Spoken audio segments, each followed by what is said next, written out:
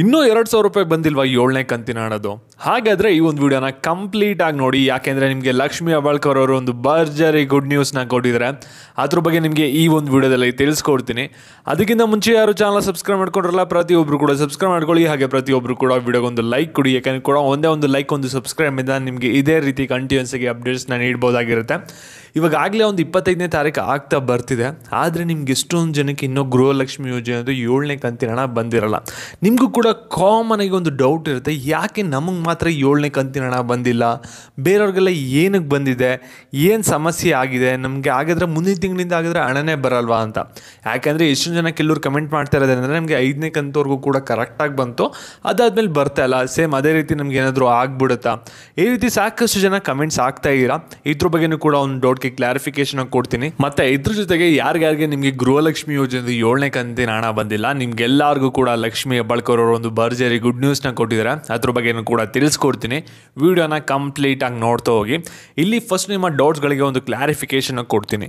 ಇಲ್ಲಿ ಗೃಹಲಕ್ಷ್ಮಿ ಯೋಜನೆದು ನಿಮಗೆ ಜಸ್ಟ್ 7ನೇ ಕಂತಿನ ಹಣ ಬಂದಿಲ್ಲ ಅಂತ ನೀವು ಈ ರೀತಿ ಓದಾಡ್ತಾ ಇದ್ದೀರಾ. ಆದರೆ ಇಷ್ಟೊಂದು ಜನಕ್ಕೆ ಒಂದು ಕಂತಿನ ಹಣ ಬರೆದವರು ಕೂಡ ಇನ್ನೂ ಇಷ್ಟೊಂದು ಜನ ಇದ್ದಾರೆ, ಸಾವಿರಾರು ಜನ, ಅವ್ರಿಗೂ ಕೂಡ ಬರಬೇಕಾಗತ್ತೆ.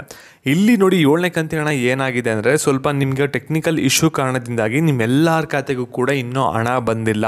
ಹಾಗಾದರೆ ಬೇರೆಯವ್ರಿಗೆ ಹಣ ಬಂದಿದೆಯಾ, ನಮಗೆ ಮಾತ್ರ ಬಂದಿಲ್ವಾ, ಈ ರೀತಿ ಪ್ರಶ್ನೆ ಇದೆ. ಅಂದರೆ ಇಲ್ಲಿ ಸ್ಕ್ರೀನ್ ಮೇಲೆ ಒಂದು ಸ್ಕ್ರೀನ್ಶಾಟ್ ಹಾಕಿದ್ದೀನಿ ನೋಡಿ.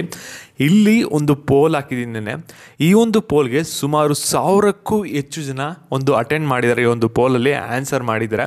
ಇಲ್ಲಿ ಗೃಹಲಕ್ಷ್ಮಿ ಯೋಜನೆದು 7ನೇ ಕಂತಿನ ಹಣ ಬಂದಿದೆ ಅನ್ನೋರು 27% ಜನ ಇದ್ದಾರೆ, ಬಂದೇ ಇಲ್ಲ ಅನ್ನೋರು 73% ಜನ ಇದ್ದಾರೆ. ಅಂದರೆ ಇಲ್ಲಿ ಏನಾಗಿದೆ ಅಂದರೆ, ಗೃಹಲಕ್ಷ್ಮಿ ಯೋಜನೆ ಹಣ ಬಂದ್ಬಿಟ್ಟು ಇದುವರೆಗೂ ಕೂಡ 25ರಿಂದ 30% ಜನ ರಿಸೀವ್ ಮಾಡ್ಕೊಂಡಿರ್ತಾರೆ.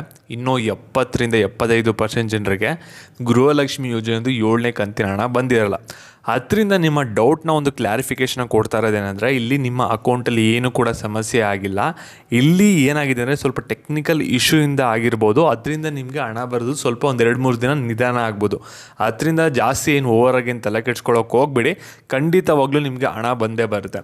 ಇವಾಗ ಲಕ್ಷ್ಮಿ ಹೆಬ್ಬಾಳ್ಕರ್ ಅವರು ನಿಮ್ಗೆಲ್ಲರಿಗೂ ಕೂಡ ಒಂದು ಭರ್ಜರಿ ಗುಡ್ ನ್ಯೂಸ್ನ ಕೊಟ್ಟಿರೋದೇನೆಂದರೆ, ಯಾರಿಗೆ ಎಕ್ಸ್ಪೆಷಲಿ 7ನೇ ಕಂತಿನ ಹಣ ಬಂದಿಲ್ವಲ್ಲ ಅವ್ರಿಗೆ ಒಂದು ಅಪ್ಡೇಟ್ನ ಕೊಟ್ಟಿದ್ದಾರೆ.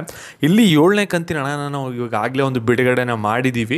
ಮತ್ತು ಈ ಒಂದು 7ನೇ ಕಂತಿನ ಹಣ ಇದುವರೆಗೂ ಕೂಡ ರಾಜ್ಯದಲ್ಲಿ ಲಕ್ಷಾಂತರ ಮಹಿಳೆಯರು ಒಂದು ರಿಸೀವ್ನ ಮಾಡ್ಕೊಂಡಿದ್ದಾರೆ.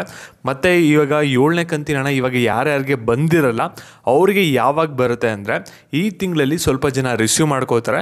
ಮತ್ತು ಈ ತಿಂಗಳು ಯಾರ್ಯಾರಿಗೆ ಬರಲ್ಲ 31ನೇ ತಾರೀಕಷ್ಟರಲ್ಲಿ, ಅವ್ರು ಯಾರು ಕೂಡ ಗಾಬರಿ ಪಡೋ ಅಗತ್ಯ ಇಲ್ಲ 7ನೇ ಕಂತಿನ ಹಣ ಬಂದಿಲ್ವಲ್ಲ ಅಂತ. ಮುಂದಿನ ತಿಂಗಳು 10ನೇ ತಾರೀಕಷ್ಟರಲ್ಲಿ ಎಲ್ಲರ ಖಾತೆಗೂ ಕೂಡ ಒಂದು ಅಮೌಂಟು ಕ್ಲಿಯರ್ ಆಗಿರುತ್ತೆ. ಯಾರು ಏನು ಆತಂಕ ಪಡೋದು ಬೇಡ ಅಂತಲೂ ಕೂಡ ತಿಳಿಸ್ಕೊಡಿದ್ದಾರೆ. ಮತ್ತು ಈ ಒಂದು ವಿಡಿಯೋನ ಯಾರು ಗೃಹಲಕ್ಷ್ಮಿ ಯೋಜನೆ ಹಣನ ಪಡ್ಕೋತಾ ಇರ್ತಾರೆ ಎಲ್ಲರಿಗೂ ಕೂಡ ಪ್ರತಿಯೊಬ್ಬರಿಗೂ ಕೂಡ ಶೇರ್ ಮಾಡಿ.